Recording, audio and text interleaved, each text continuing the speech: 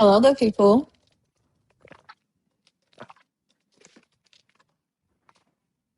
Hmm.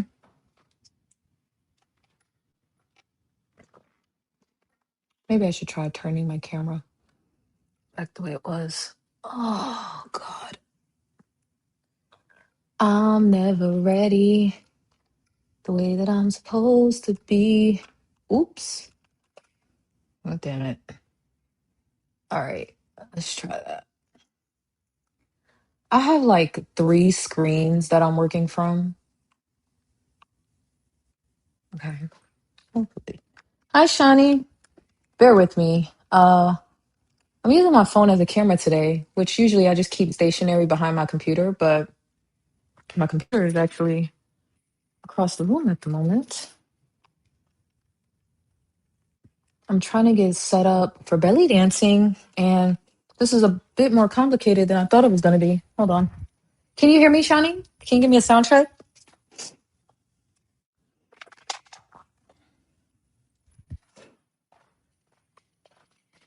Oh, okay. Sound check, people.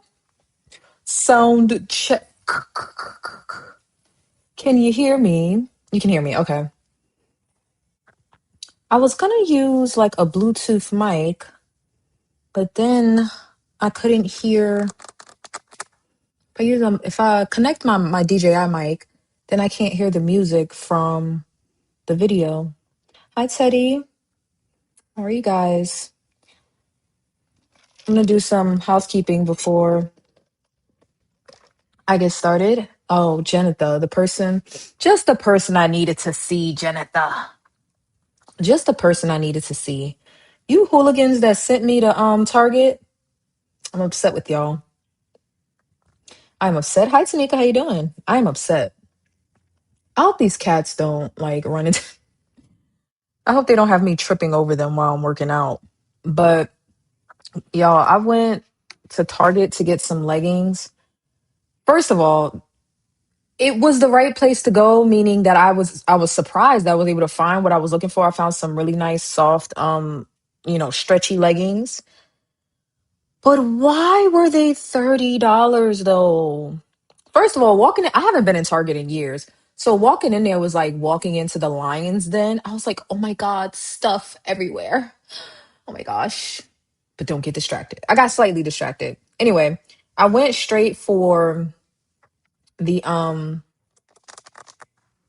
these cats are gonna distract me. I went straight for the leggings and I found them. And then I got this top as well, which I thought was two pieces, but they got me. I should have checked it. It's actually sold in as one piece, which sucks because that means I can't bleach this top. What's the point of having a white top if you can't bleach it? Anyway, so I got the leggings and the top. They were $30 a piece. That was really what my beef was. It wasn't the fact that I got distracted and got some La Roche Posay milky cleanser and some cotton rounds that I didn't need to get because I'm gonna be home in a couple of days and I have cotton rounds at home. What else did I get? I think that was it. I think there's a fifth item. Oh, and I got some toothpaste. I expect Sensodyne to be goddamn $7. I'm pretty sure I can get it for like $5 on Amazon. But I was mostly concerned with how the hell I spent $100 on five items. And two of those items was $60. Now, don't get me wrong. I like this top and the leggings are nice, but I will not be stepping foot in that store again. $30? Is that normal? This is why I shop on Amazon. Like, it's all fast fashion at the end of the day. This is why I shop on Amazon. I don't know. I used to like buying Big Head Chrissy Teigen's brand. I actually don't know what brand these are. I just assumed they were Target brand and not Target brand. I didn't know Target had other brands in the store. I mean, for clothing. Like I don't know. I just assumed every clothing item in the store was Target brand. Um, it's crazy the cost of things. I will not be buying $30 leggings again. Like that's not happening. That's not happening. Um, and a $30 top. But I've always been cheap about blouses. Like I don't believe in spending like more than $15 on a top. And that's pushing it. because when I was younger, it was like $10. Like if you a $20 top was like expensive to me. But $30, y'all, I am of the poorhouse. I cannot. That's why I need to stay out the stores. It's fine. Count y'all days, Jennifer. But you know what? I'm not gonna lie. I was happy that I found what I was looking for because I really didn't. I woke up this morning like I don't want to have to wear gray sweatpants or they're more like yoga pants, but I didn't want to have to wear those gray pants for my dance. So I'm like, where the hell do I get black leggings from?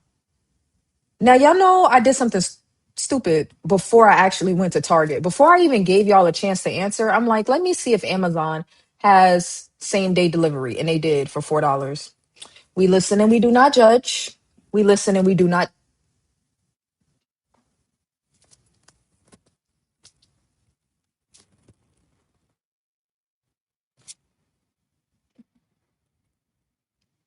This is what I'm gonna have to deal with while I'm trying to dance. No, don't stop now. Keep going. Tibitha, Tibby. Yeah, he was having a moment there, and Grim is around somewhere having another moment. Um, but these leggings are nice. They're nice. They're just not $30 nice. And you know what? Guess what? Guess whose parking lot was full? Target's. So again, we're back at square one of everybody say they ain't got no money. How the hell is Target's parking lot um full? Like, how am I having to drive to the end of the parking lot to find parking? That makes no sense. Oh, that's okay, sweetie. I don't think anybody's actually dancing with me today. I'm just gonna shake a tail feather for you guys, y'all.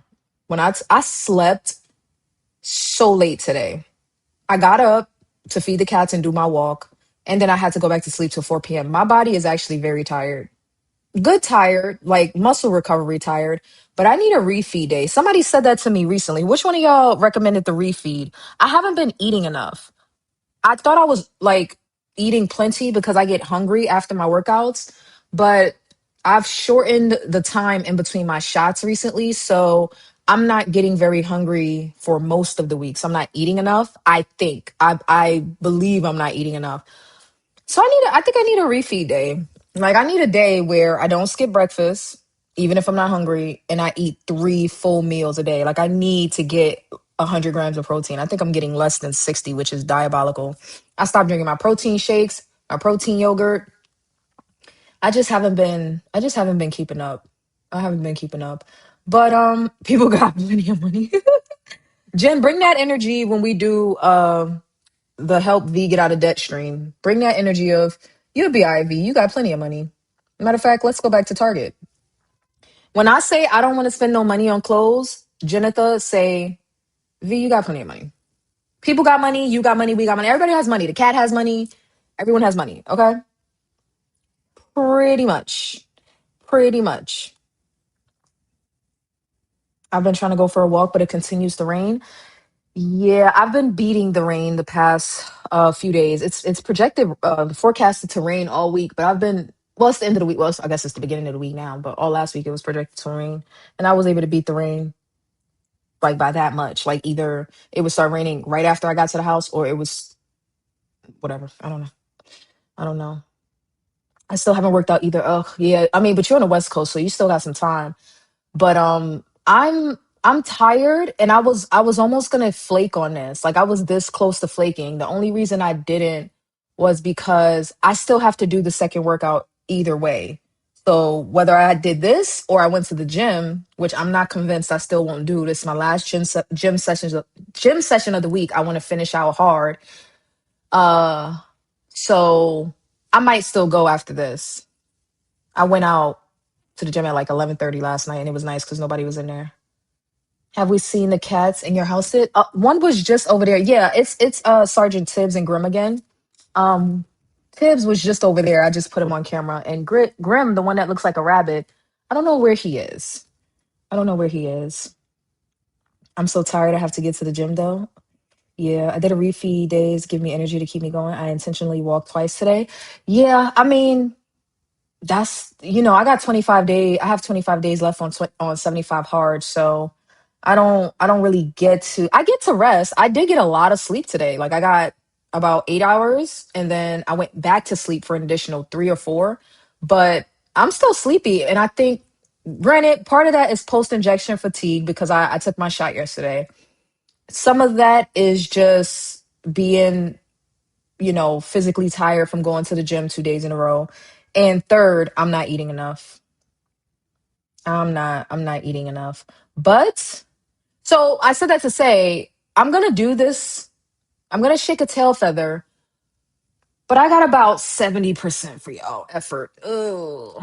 Because I was thinking about it, I'm like, what's the point of doing it live if you're not going to put in 110%? You know what I mean? But I don't have 100 for y'all today. But we'll do it again. And I promise I will try to do better. This is an actual the one I'm going to be doing. I showed you a little bit of it yesterday. It's an actual beginners session, but it's not so you guys will notice that it's not like I know a dance routine or anything like that. It's not that, but it's a session where you do like an actual warm up, like a pre-workout warm up, and then she goes through showing you each move as if you're a beginner, right? And which I am. Um, I took some naproxen because I was sore on occasion. I gotta give me some leave. Give me some leave. So I took some naproxen, and it doesn't feel like it's kicked in yet. It doesn't feel like it's kicked in yet, but hopefully I'll be okay. My left hip specifically is like bothersome, so I might not like go as hard on that side. But we're gonna do this. We're here. We're queer. Get used to it. Okay. Where's my water? Gots to have that. So the session is 30 minutes, and we got to do a little bit of a mic check because I was literally trying to get my sound together right before I went live, and I'm just like, screw it. We're going to have to get it together on the stream. So I'm going to have y'all help me with a mic check right now, like I did yesterday, and then I'll get started. Um, so let's see. Hey, Kimitha, how you doing? So let's see. I think we agreed on, not that one. I think we agreed on this view yesterday. Let me see. Was there another one? What's the difference between? There's not much of a difference. Hmm. I'm assuming y'all want me to be the big one on the screen, right? Look at Tibby behind me. Look. And Grim is right there. Excuse me, Grimitha. I'm about to work out. I need you to go away. Please and thank you. He don't care. Whenever I'm working out upstairs, there's like a home gym. He just comes and lays in the middle of my yoga mat. He don't give a shit. He don't care. These cats don't care about me. Okay, is this view okay? I'm looking at myself on the TV and it seems like on the TV it looks good, but I know some of y'all are watching on mobile and maybe a PC. So, what do you guys think? Are we okay with this view? Let me let me press play so we can get a mic check. Mic check 1 2 1 2. And if it doesn't work, I could just take my headphone out. The only difference is y'all won't be able to like really hear me. I listened back to the stream yesterday. I'm like, damn, the music is loud as hell, and uh, y'all can't hear me. Let me see. Exhale and sit down. Test, test. We're going to warm up Can you guys for hear 2 me? minutes, and then we'll start our isolations. Again, now I do a lot of talking, but I want you to breathe. Inhale, up. Good. One more time, okay? Get that Let me oxygen see. flowing. Now, hands on the thigh, spine roll down, down. Now curl it up. Good. So we're doing what we call like a standing cat and cow, okay? I did hear Roll it myself. down, my beauties, Should I be and quiet? roll it up. Can you do 2 more? Maybe I need to just be quiet during the session. Is that a gold pearl? Yes and no. Actually, no. I won't say yes. It's a sun. It's from the astrological clock in Prague, and it represents the sun on that clock. Hey, Twan, how you doing, girl? Yeah, yeah, so you can breathe and dance. Okay, so I'm gonna shut up. I'm gonna shut up during the session. I mean, y'all know me. I never really shut up. So I promise to shut up like most of the time. I promise to shut up most of the time. Okay, so we're good with this. We're good with this POV. So I have to, y'all, I have 4 devices I'm working with right now. Okay. So I'm gonna have to go away from StreamYard, which is on my PC. So I'm gonna put that back over there to read comments. I won't be able to. Maybe I could put them on the screen. Hold on, maybe that'll work. Will I be able to see those on the TV? Let me see. There's a little bit of a delay, so if I'm trying to watch myself, that's not gonna work. Nope, I can't see that. I'll leave it up there, but I can't see that shit. Um, so in order to read comments, I'll have to look at it on my other phone. So that's for one.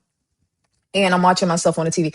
I don't have a way to like see myself in real time, just so y'all know. So if I'm fucking this up, oh well. I don't have a mirror, and the whole TV situation doesn't really help because there's a delay. Twan says, Vanity, you motivated me to drink 120 ounces all last week. I'm down 3 pounds in a week. But baby, I was peeing in a river every night. Listen, life is pee once you start getting up there with a gallon of water. You just have to accept that pee is a new part of your life. Well, pee is not a new part, but peeing every hour, sometimes twice an hour, like you start getting fast about about going to the bathroom. Like you start, you know, like sometimes even underwear be getting in the way. Like I don't have time for all of that. But anyway, all right, so let me do this. Y'all gonna have to give me like a little bit of I'm gonna adjust the camera so y'all can tell me what looks good. Oh, and Journey's not gonna be here to tell me if I tied my skirt right or my scarf.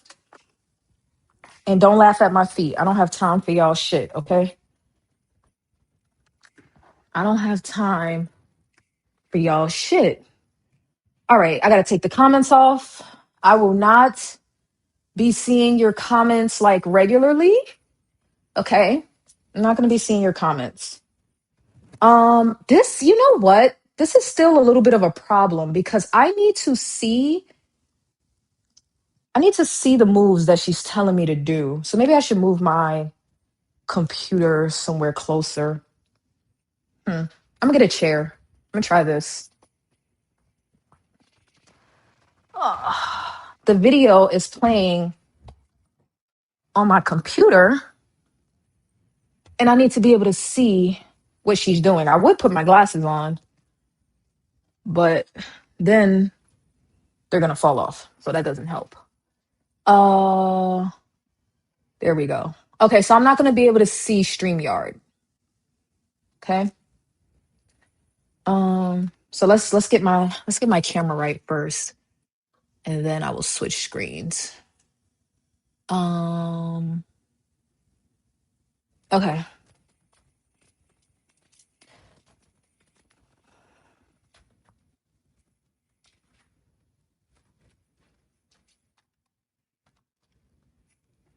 Y'all, I'm short, so this is gonna be a little bit of a problem. This is gonna be a little bit of a problem. Hold on. Y'all are gonna have to tell me which camera height looks good. Y'all are probably just gonna have to do without my face. What do you guys think? Let me look. I should be looking on here so I don't have to go all the way to the screen. Hold on.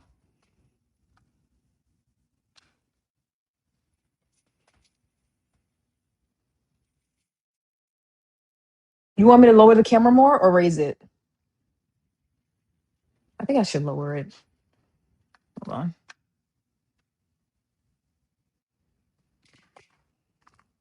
Eh, sorry, y'all. There's a first time for everything. We listen or we watch and we do not judge. We watch and we do not judge.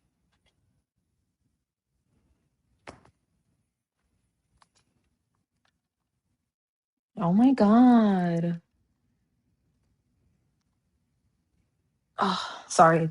The light is so damn heavy.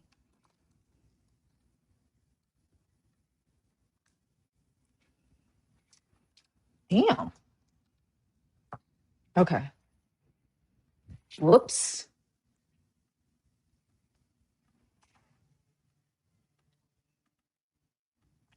My bad.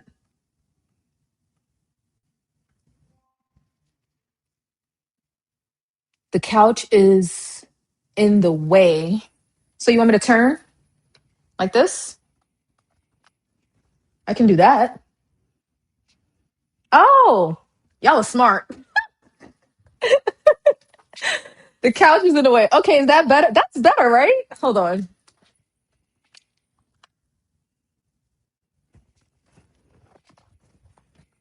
That's better. I think that's better. Hold on.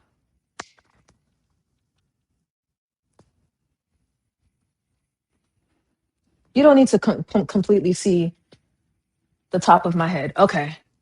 All right. Is this better? All right, everyone. Good morning, good afternoon, good Can you see evening, us both? wherever we are in the world. Miss Portia, our beginner class. Today, non-stop movement. We're going to start with basics and progress, isolations, foot path. Journey. Hey, girl. Did I tie my scarf right? Sorry. Let me move my computer this way so I can stop getting confused. Oh, okay.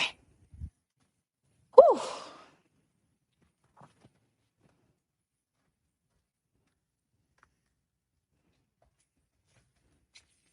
That's better. I think that works. All good. Okay.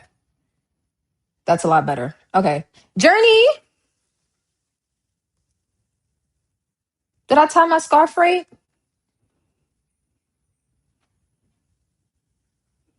Okay. There's gonna be a lot of hair shaking. Okay. I'm gonna stop every so often to check. Hold on, my nose, to check the comments and really to catch my breath. I ain't gonna lie. So when y'all see me stopping, just know I can't breathe or my back is hurting. Something gonna hurt.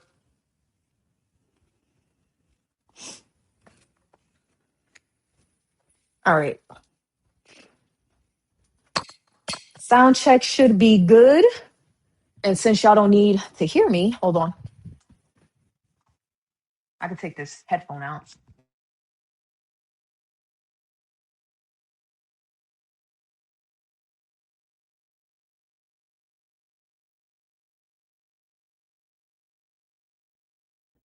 Sorry, I got it on Amazon. Can y'all hear me? I have no headphones connected now, like yesterday.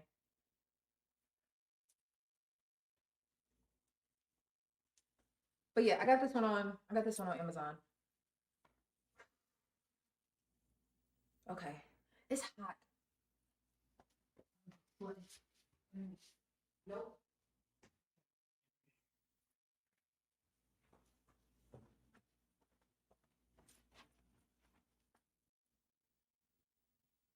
I look good.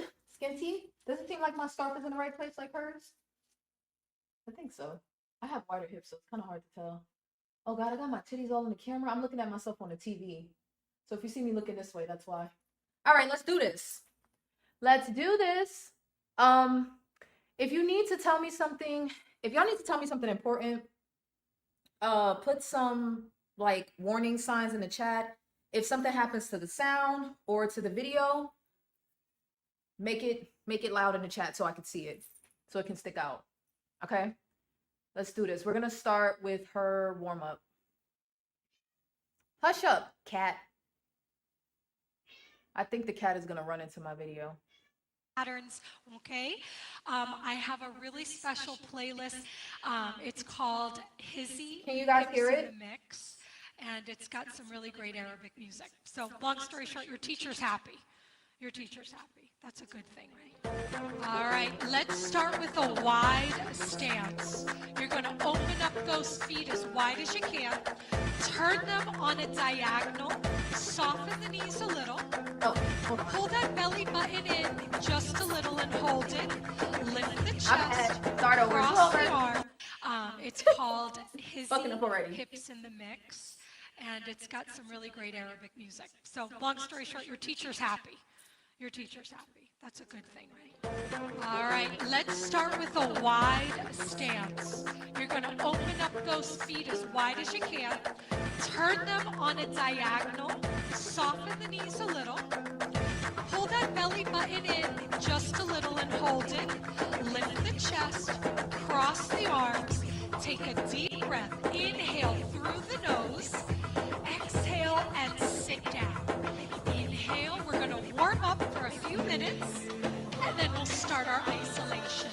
Again, now I do a lot of talking, but I want you to breathe. Inhale, up. Good. One more time, okay? Get that oxygen flowing. Now, hands on the thigh, spine roll down, down. Now curl it up. Good. So we're doing what we call like a standing cat and cow, okay? Roll it down, my beauties, and roll it up. Can you do two more? Good morning, my love. Come on in.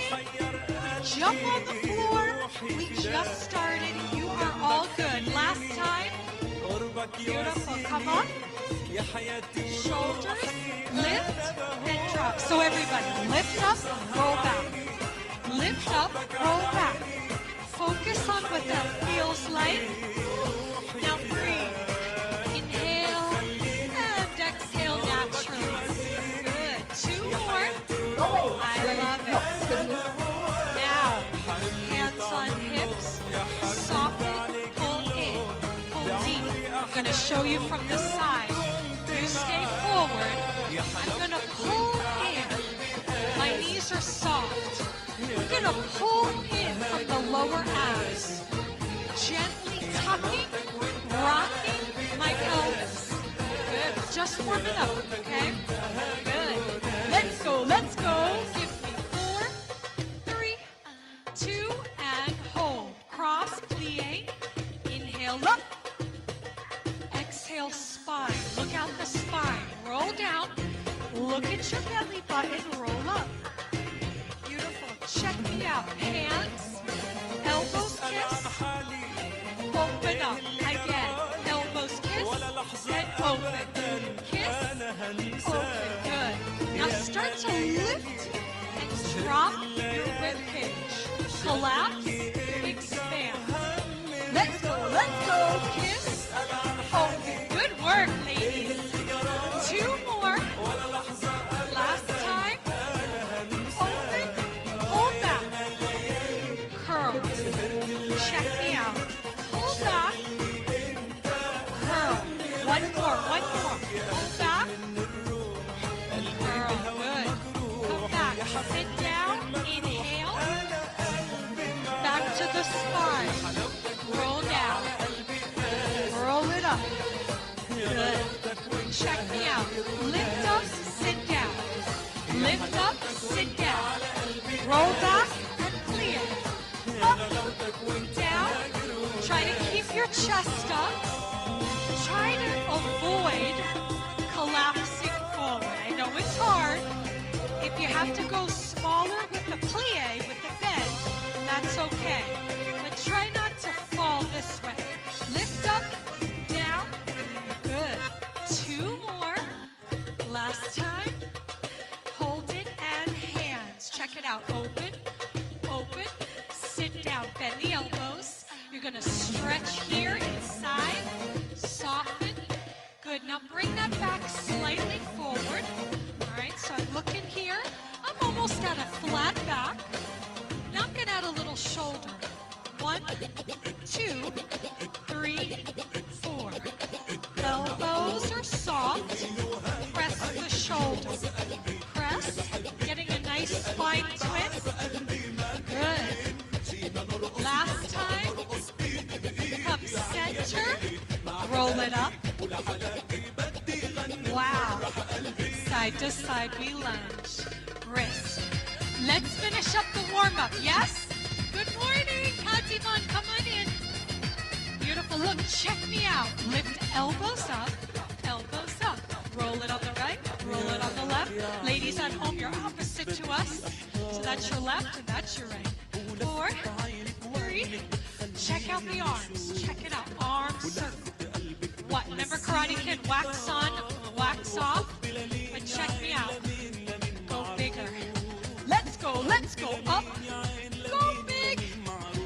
work. Let's go. 4. Beautiful. 3. We are warming up. 2. Now brush your hair. Frame your face. Brush and brush and brush. Here's 4. 3. Beautiful job. Come center. Cross, cross. Inhale. Good job. Spine roll again. All the way down. Roll it up. Okay, my beauties. Walk the feet parallel. We're doing great. Let's finish.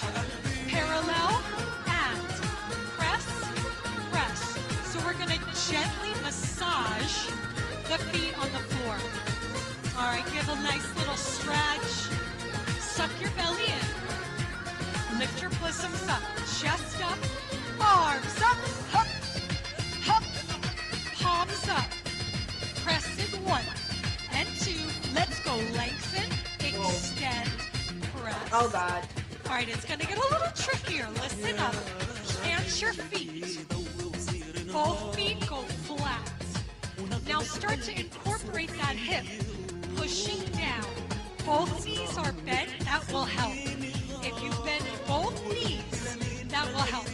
Try not to lock. No locking any knees. 4, 3. Can we just do the hips? 1, 2. Without the upper body moving. Weight heavy in the heels. Knees are bent. Let's go a little faster. 1, 2. 1, 2. Let's open up. Heavy in the heels. Shoulders down. Beautiful space underneath your neck. On your chin. Good. Can you suck your belly in just a little? Just make sure this is nice and engaged. Good. Palms down. Relax arms.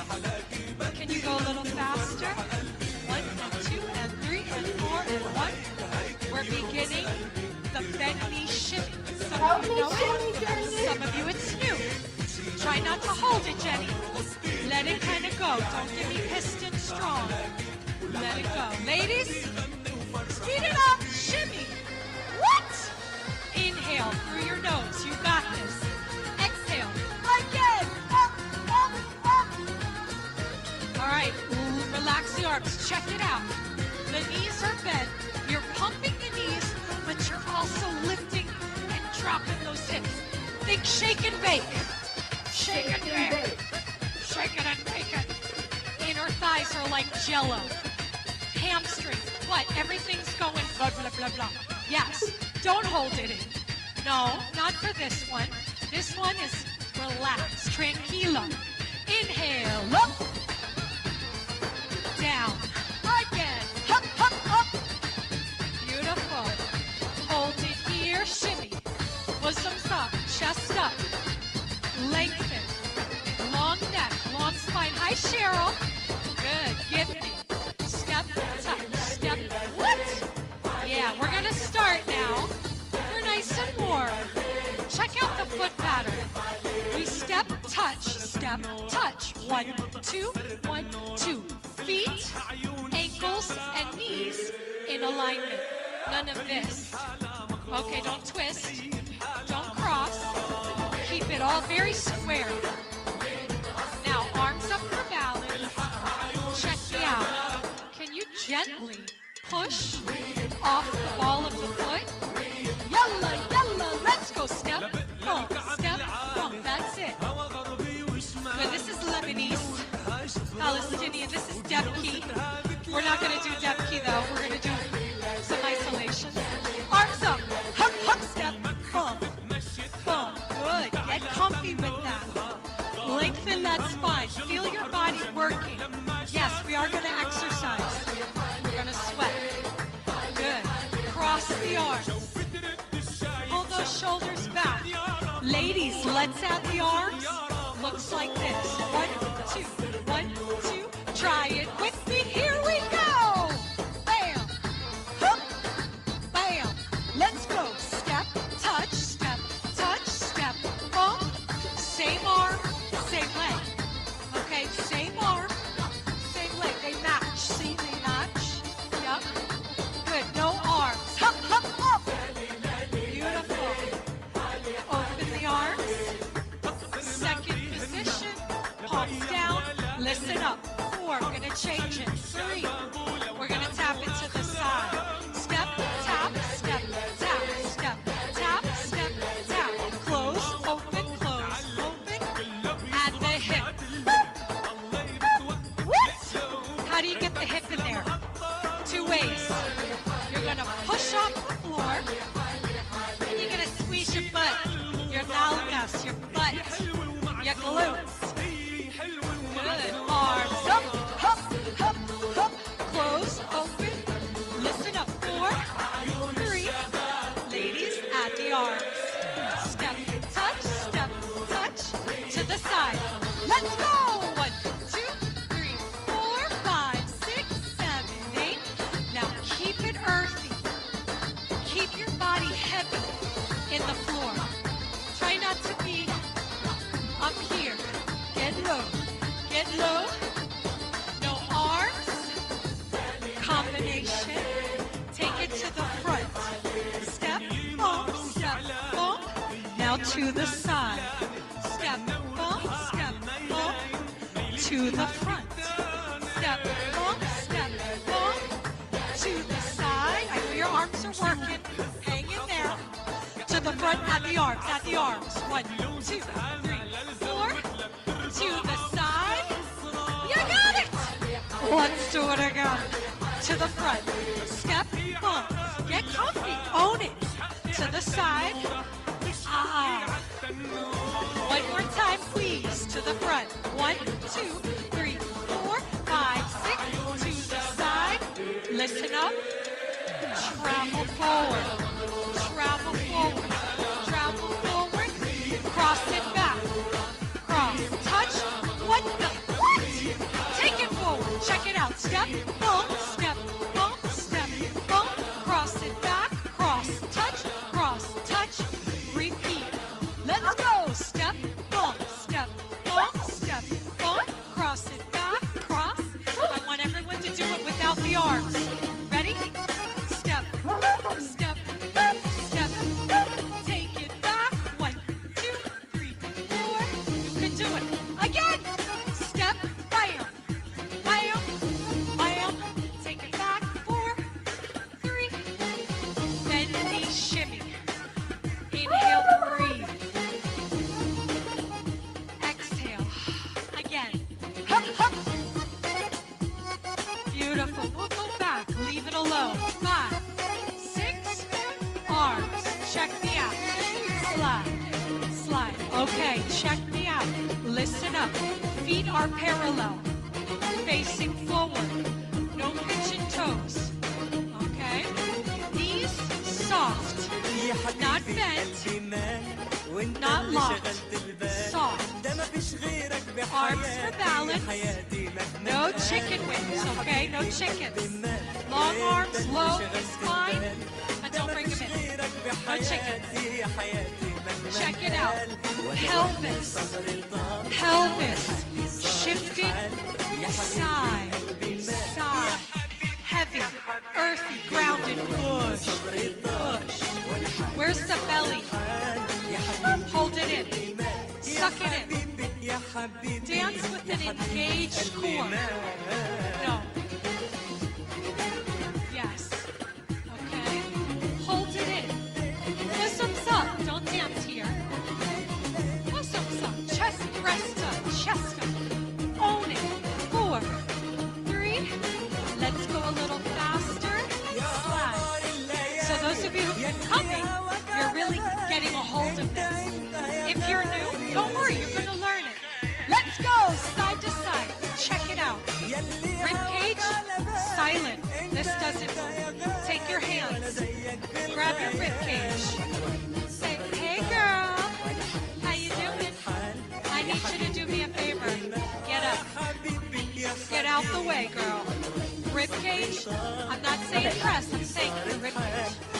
Has nothing to do with the breast, but the rib cage, yes. Lift it up. Open up, arms up, hold it up. Imagine you're like a puppet and there's a string here, and like the person is holding up. Side to side, open, keep it up. Keep it up, don't let it drop. Keep it up, palms down.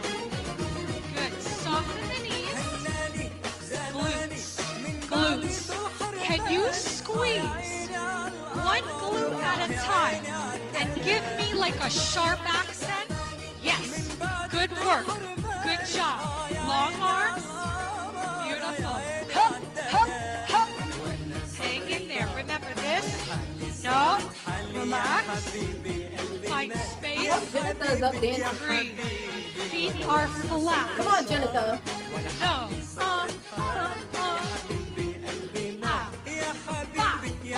Open up. Good. Palms down. 4, 3. We're going to do doubles. Ready? Hup. Double and double. That means 2 on each hip. 1, 2. Notice how I lunge. See how I really shift my weight? I'm like, excuse me. It's like you're at Target. Yeah, Shopping or busy or Costco. Oh my God, and you're like, excuse me. You're like, excuse me, I'm coming through. Move it. Let's add the arms. Hup, hup, right, right, left, left. Ladies at home, it's left, left, right, right. 1, 2. Good. Now, both arms up, keep the hips. Hup. 1, 2. Beautiful. I love it. Open up, 4, 3. Listen up. Singles. Start to march. If you lose the hips, get rid of the hips. Give me a march. Feet close. Yes, Miss Jenny, good. Feet close. See how I'm marching? I'm not lifting my knees. I can't read the comments. It's a very earthy march. Okay? Travel forward. 1, 2, super small. Take it back. Take it for, be careful of salsa, my beauties. My beauties. Take it back, take it back. Can we add that swinging? Hup, hup, swing, swing, swing the pelvis, take it back, swing, swing. Can you squeeze your butt a little bit? Hup, hup, bam, bam, back, back. Take it back, you're at Target now. You gotta be a little aggressive. Costco, take it for a little aggressive, or you're not gonna get in line. Take it back, now you're gonna take a belly dance when you go to those stores. Good. Arms up. 1, 2, 3, 4, 5, 6. Take it back. Okay, stay here. Open up. Slow it down. Check me out. 1, 2, 3, 4. 2 beats per foot. 1, 2, 3, 4. 1, 2, 3, 4. Derecha, izquierda. Derecha. Yes. Add 2. 1, 2, 1, 2, 1, 2. Travel. Step, step. 1, 2. That's a little harder. 4, 3, 2. Good job at home. I see ya. Take it back. Hup, hup, boom, boom, ha, ha. Coming through, back, back. Heavy grounded. Don't fight the arms. Keep them up. You can do it. Forward again. Listen up. 1, 2, 3, 4, 5, 6 again. 1, 2, 3, 4. Singles. Back, back, back, back, back. Doubles. Hup, hup. Double, double. Again, doubles, double, double. Singles back. Yellow. 1, 2, 3. Now we're gonna cut it in half. Doubles. 1, 2, 3, 4. Singles. Go back. Ah, ah, ah, ah. Forward. Doubles. 1, 2, 1, 2, 1, 2. Singles back. Get earthy. One more time. Doubles. Connect with the floor. It's so hard Connect to with not your like feet. Take it back. bust out into salsa. First your feet, then your hips will happen. Bend knee shimmy. Inhale. Take a deep breath. Good work. We're going to go a few more minutes and then water break. Stay with me. Oh, Let's go. Inhale. Great. And down. You can do this, yes? 4, 3. Changing foot pattern. Foot position, I should say. Heels kiss. Feet slightly turned out. Take this foot, slide it into the arch. This foot faces 12 o'clock. The back foot faces diagonal. Squeeze the legs together. No air. Squeeze. Plie. Bend the knees. No air. No air. Good. High heel shoe. Tuck. Lift. Roll. Arms. Sit. Squeeze like you're holding a tennis ball. Give me. Lift. Drop. Lift. Drop. Quiet. Loud. Quiet. Loud. Sneaky and loud. Up. Arms. 4, 3. We're going to go into hip drops. Just a little faster. 1, 2. So my front foot is in a high heel shoe, right? Back leg is bent. I'm punching the floor. Using obliques to lift the hip. Squeezing my glute to create that movement. Sharp. 5, 6, 7, and hold. Heels. Other foot. Slide. Forward. 12 o'clock. Squeeze. Sit down, sit down, sit down. Releve. High heel shoe. Tuck. Lift. Roll. Sit. Lift. Drop. Now the goal is to lift the hip without this happening. We have to learn to lift the chest and get it out of the way. It's not part of the move. Just a little faster. Drop. Drop. So make sure this. No, right? Doesn't look good. Doesn't feel good. Good. 4 more. Here's 4, 3, 2. Back and turn it out. Other side. Squeeze. Plie. Releve. Tuck. Lift. Roll and sit. Give me drop. Drop. What? We're taking it up to tempo. Let's go. Hip drops. Now own it and control it. No flailing around. Control your energy. Here. Let's go. 8, 7, 6. Good. 4, 3, 2, and hold. Other side. Then we're going to play. Plie. Releve. Tuck. Lift. Roll. Arms. Sit. Hup. Drop it leg. It's hot. You look down. Down. No bouncy, bouncy. Yeah. Good. Find it. You got this. Here's 4, 3, 2, and hold. Heels. Slide. Plie. Releve. Tuck. Lift. Roll. Arms. Sit. Listen up. Drop. We're going to play. Listen up. 1, 2, 3, 4, 5, 6, 7, 8. Open. 2, 3, 4, 5, 6. Close. 1, 2, 3, 4, 5, 6, 7. Hup. Open. Long leg. And hold. Close.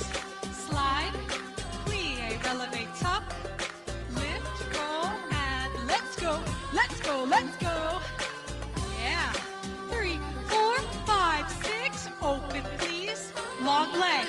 None of this, right? Long leg. Close it. Close it. Beautiful frame. And open. Baja, baja. Down, down, down. One more. Hup. Drop. Aha. That's it. Open. I love it. Straight forward. Bend knee shimmy. Inhale. Exhale. We're going to finish and then take some water. Last song. Inhale. Check it out. Turn on a diagonal. Straighten the legs. This is the only time you're allowed to straighten the legs. Pull your belly in. Just a little. Bosoms up. Long spine. Long arms. Weight. Forward. Back. Forward. Just experience this weight change. Now hold it forward. Hold. Gentle. 1, 2, 1, 2, 1, 2. Good. My girls with hyperextension, extra flexible knees. Don't push all the way, okay? You know who you are. I'll talk to you after water. but you're going to gently pump. Ladies at home, start to pump your knees like a drummer playing tabla, like a rocker playing the drums with the drumsticks. Your knees are the hands or the drumsticks. Straighten, Miss Victoria, straighten the legs, straight. A little faster, find your groove, yeah? Not easy, okay? I know you're saying, what? If you've been coming to class, yes, it gets easier. If it's your first time, hang in there. This one comes with stamina and muscle memory, which we only get through repetition. It takes time, okay? Now speed it up a little, and let's get into our bodies. Get out of the head and into the body. Feel your knees. They are working. They might feel funky. You might feel weird. It's true. But try to own in on those knees and get them syncopated, working together. Now bring your attention up to your thighs. I want jello thighs.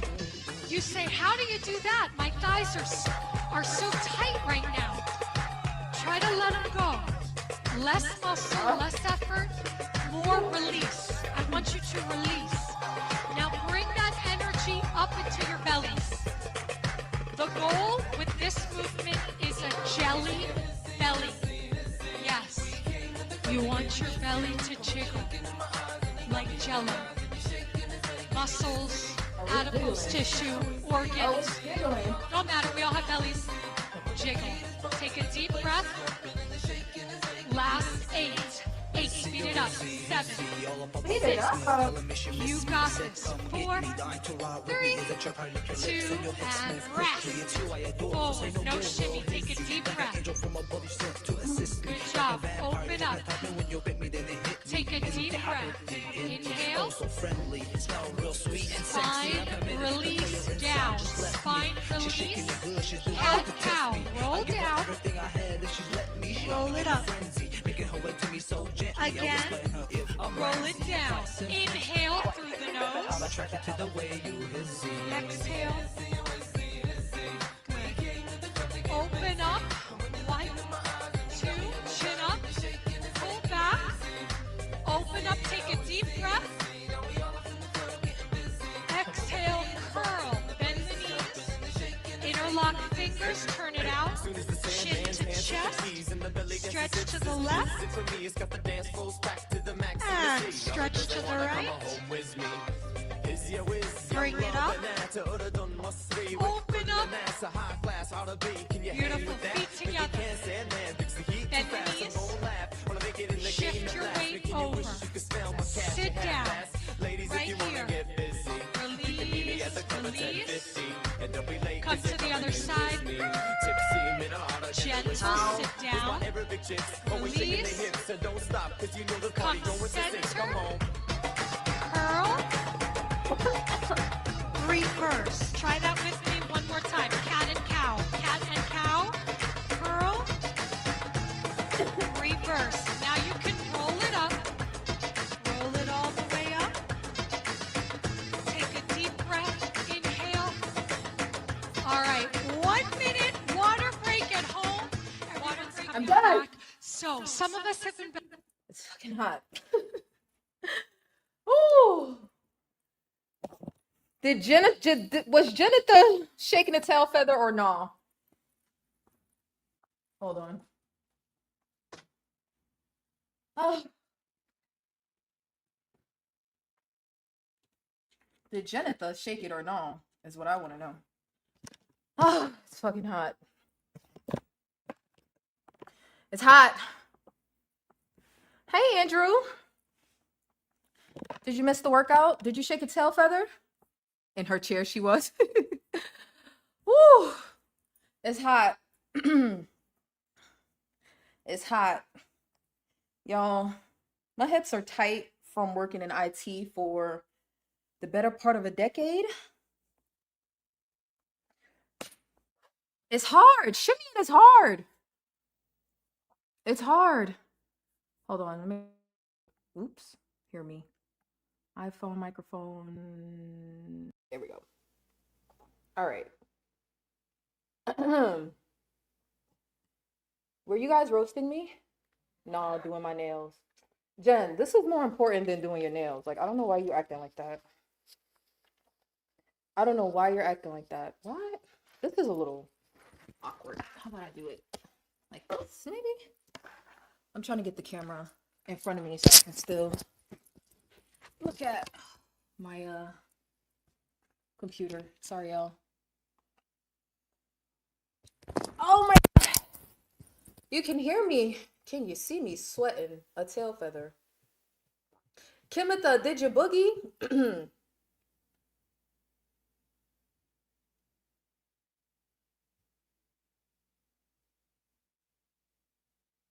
Yalla, yalla. Is that how you spell it, Journey?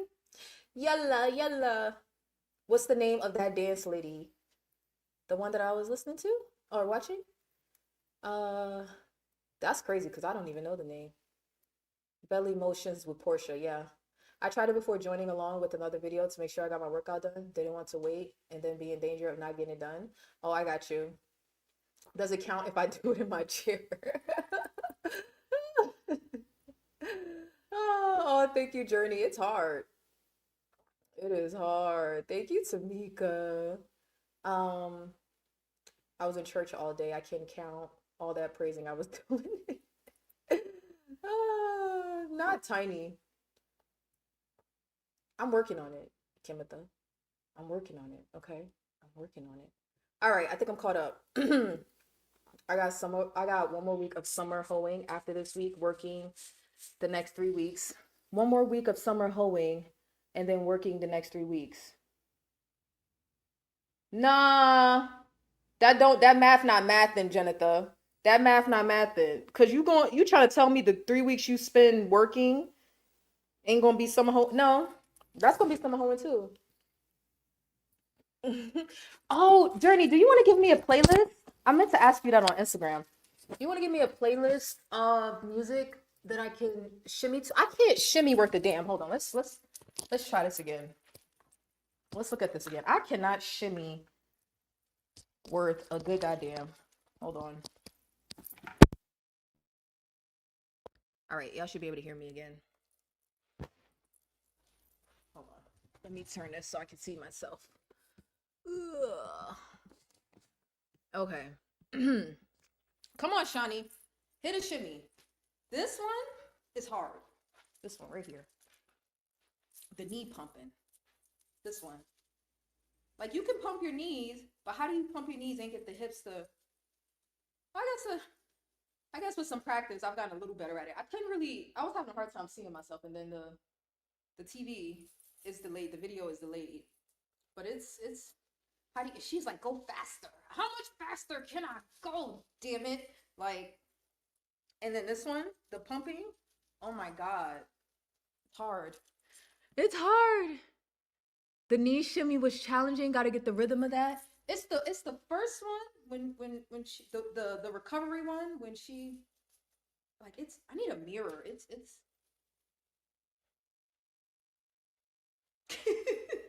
like if we just doing this, I can do it. But once we got to do it fast, I lose all the hips and it's just knees.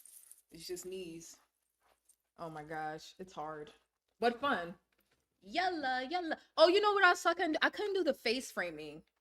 I couldn't do that one very well. The brush your hair. You do like that? Oh, there it is. There it is. I got it. Oh, I got it. I couldn't get it in the moment. Oh, something like that. Okay, whatever. I can send you one, except right now. Oh, okay, okay. No, I meant like when you have time. When you have time. Don't worry about it. When you have time, girl, when you have time. Oh, God.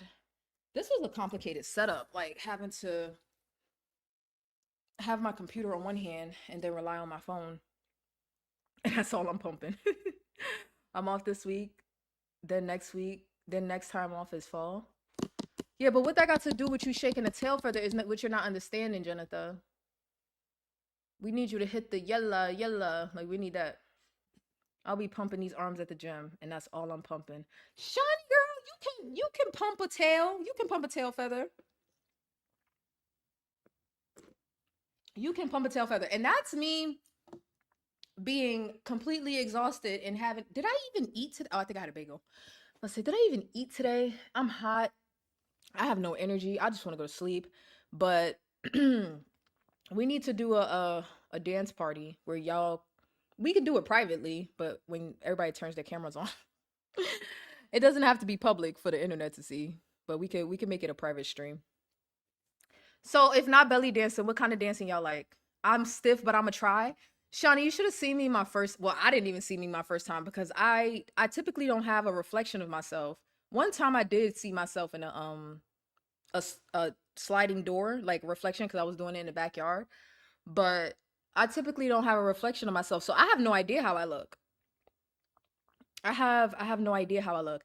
And as far as being stiff, to be quite honest with you, for the little bit that I was able to do, that's after me doing this particular one like 7 or 8 times. Like it took some practice, and I'm still like, she still loses me at the shimmy. The shimmy and the hip drop is a little difficult on my left side, and it's hard to isolate. Like to move your hips and not move your shoulder or your chest or your rib cage is incredibly hard.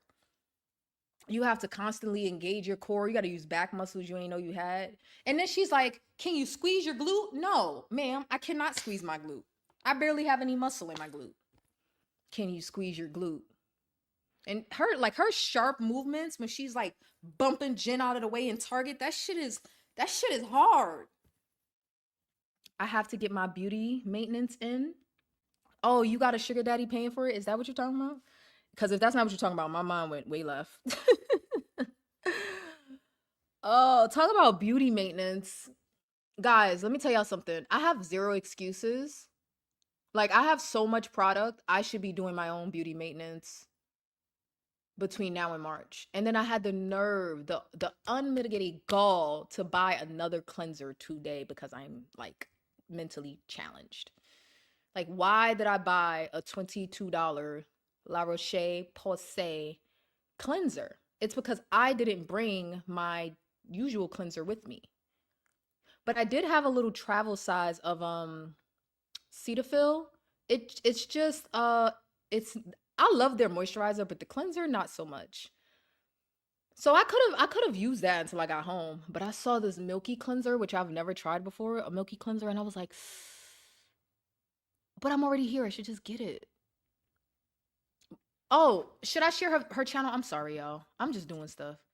Let me share. She like this is not the only one I've done, but I'm not I should save the ones that I like and I haven't. Um oh shit. Oops. Ignore that. Who sent you to Target? That was a bad idea. Some hooligans. Cause I did ask for where I could get some leggings. And I like these leggings. I really do. But for $30, like I will wear these for belly dancing. Like I will have to wash these like every other day because I will be wearing them for belly dancing until I can't wash them anymore. Like they start getting holes from being washed too many times. That shouldn't happen, but if it does, that's the only way I'm not wearing it. And if they do get a hole, I might go get them sewn back. Cause $30, like now granted, I wouldn't have liked spending $30 on leggings anyway, but I'm a bit more hyper aware now. So it makes it a little worse because I'm supposed to be on strike from shopping, but I really did want some. I wanted some leggings to go with the scarf. That's what I wanted. I felt like wearing the scarf with the gray was gonna be kind of whack. So I spent $60 to not be whack. And I did want a white or a black crop, and I found both. One a white crop with a black bra built in. So I didn't have to buy this top, but I'm pretty sure I only packed dresses with me and like gym tops. See, I keep making excuses to buy stuff. I need to stop. I'm doing it all myself. I only pay for pedicure. Do y'all want to get into like because I'm gonna ask the question. The reason that I want to do the budgeting stuff live is because I want to get a little feedback on what I should keep in my budget or not. I went to get a pedicure recently. Y'all, it was $60. Is that normal? I typically don't get my manicure and pedicure separate or my full set and pedicure separately. So I just like blind myself to the price. But I plan to stop getting like gel manicures and only get pedicures. And I probably won't even be using the polish anymore because they charge $15 for it. But is it normal to pay like well, okay, I guess the pedicure was $50 and the polish, or $45 and the polish was 15. Shawnee, you leading the twerking class? I would do this before twerking. I'm not prepared to embarrass myself with no twerking. I would love to learn, but y'all, like Shawnee or Kim, like who's doing it? Hey, Shonda girl.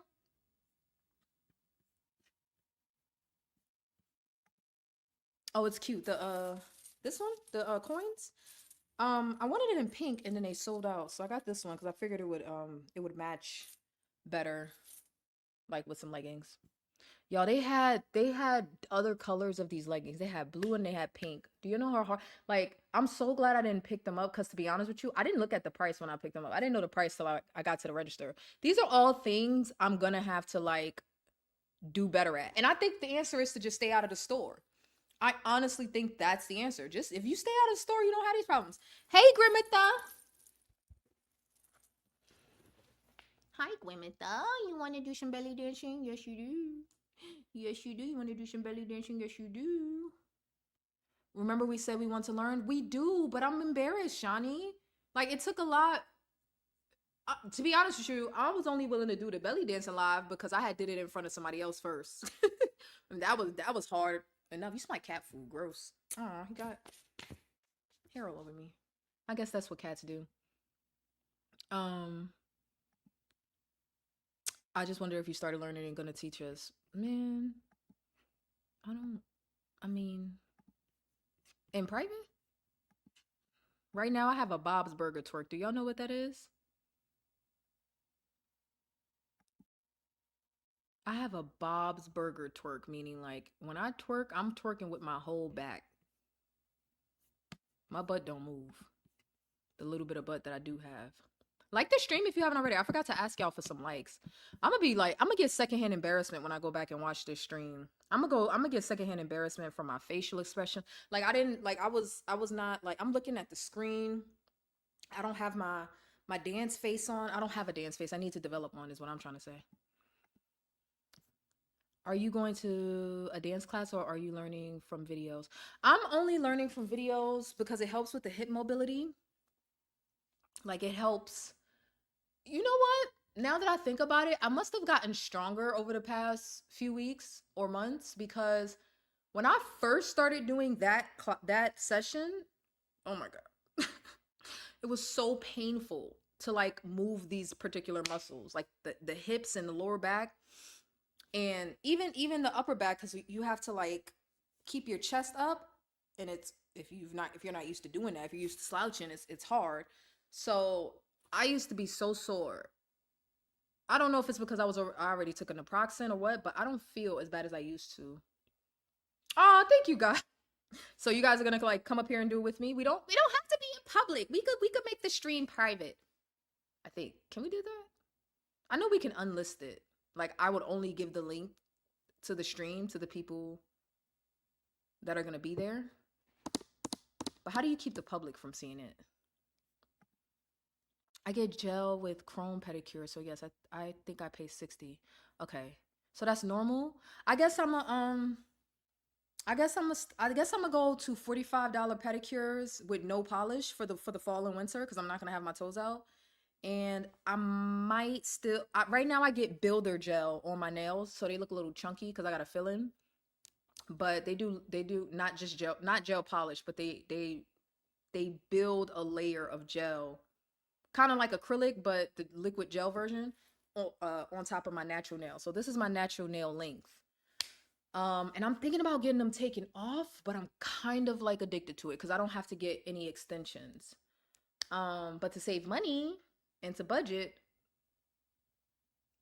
like I've done the version of budgeting where I don't get anything done. No eyebrows, no lip wax, no body waxes, no mani pedi, no facials, no massages.